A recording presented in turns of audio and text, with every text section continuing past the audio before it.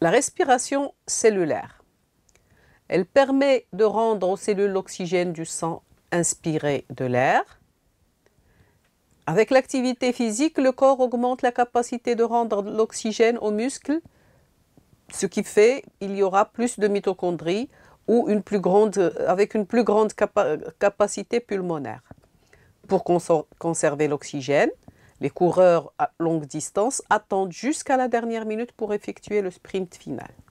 La respiration cellulaire se déroule en 4 phases. Première phase, c'est la dégradation du combustible, tels que les glucides, lipides et protides, respectivement par glycolyse, lipolyse et protéolyse.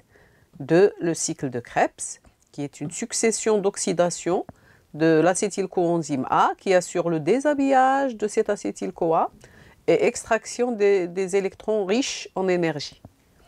L'étape 3, c'est la chaîne respiratoire qui va effectuer le transfert d'électrons. Ce sont des réactions d'oxydoréduction avec production d'une petite quantité d'énergie à chaque transfert d'électrons, ce qui entraîne le passage de H+, le proton H+, du cycle de Krebs vers l'espace intermembranaire mitochondrial, créant une DDP protonique. L'étape 4 est une phosphorylation oxydative qui permet le retour des protons vers la matrice via l'ATPosome, ce qui constitue un flux de protons, et l'ATP synthétase de la tête va catalyser la réaction ADP plus P plus l'énergie, donnant l'ATP. Alors maintenant, on va étayer chacune de ces étapes. Alors la première étape, dégradation de combustible dans le cytoplasme, a lieu lorsque les glucides subissent la glycolyse et libèrent le pyruvate. Les protides se dégradent d'abord en acides aminés dont le catabolisme produit également le pyruvate et les lipides subissent la lipolyse et libèrent les acides gras. Chacun de ces produits pénètre dans la matrice mitochondriale pour subir le cycle de Krebs. Deuxième étape, le cycle de Krebs. Elle a lieu dans la matrice mitochondriale. Alors, l'acide gras et le pyruvate entrent dans la mitochondrie par les porines ou perméases de la membrane mitochondriale. Ils seront transformés en acétyl-coenzyme A avec production de NADH et de CO2 pour le pyruvate et de NADH et FADH2 pour les acides gras. L'acétyl-coenzyme A entame le cycle de Krebs, c'est-à-dire une succession d'oxydation avec extraction de protons H+, et d'électrons de haute valeur énergétique.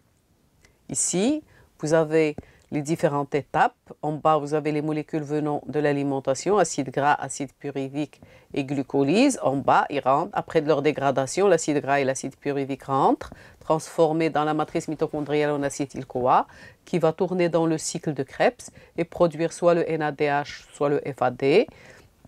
Et maintenant, les électrons produits se dirigent vers la chaîne respiratoire, c'est-à-dire l'étape 3. Alors, l'étape 3 aux chaînes respiratoires effectue le transfert d'électrons produits par le cycle de Krebs. Alors, ils seront transférés via des complexes enzymatiques de la chaîne respiratoire au niveau de la membrane mitochondriale interne. Ce sont des réactions d'oxydoréduction. Le dernier accepteur ou accepteur final est l'oxygène, ce qui forme une molécule d'eau.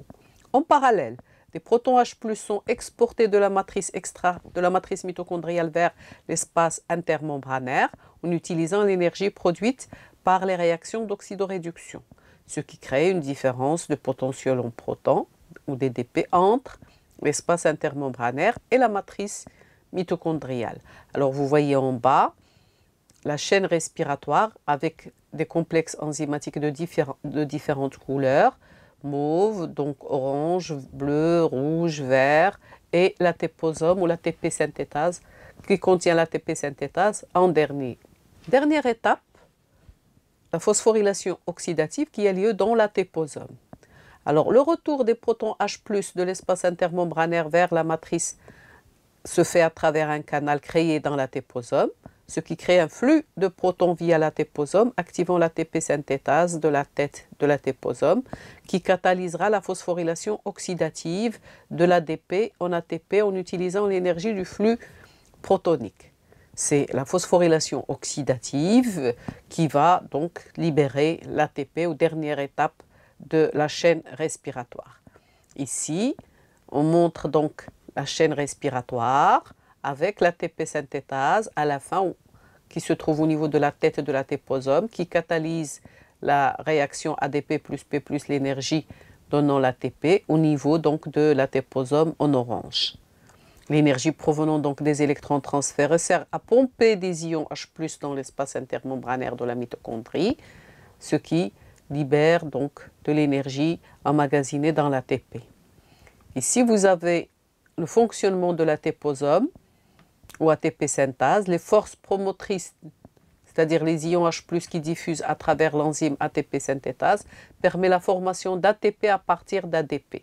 Les H+ qui pénètrent permettent donc, vous voyez là à la base de l'ATPosome, donc une moulinette qui tourne à chaque fois qu'elle est remplie d'H+, et c'est ça qui crée l'énergie qui sera transférée en haut à la tête de l'ATPosome, qui va activer l'ATP synthase, au niveau de l'ATP synthétase au niveau de l'ATPosome et qui va catalyser la réaction ADP plus PI plus l'énergie donnant l'ATP.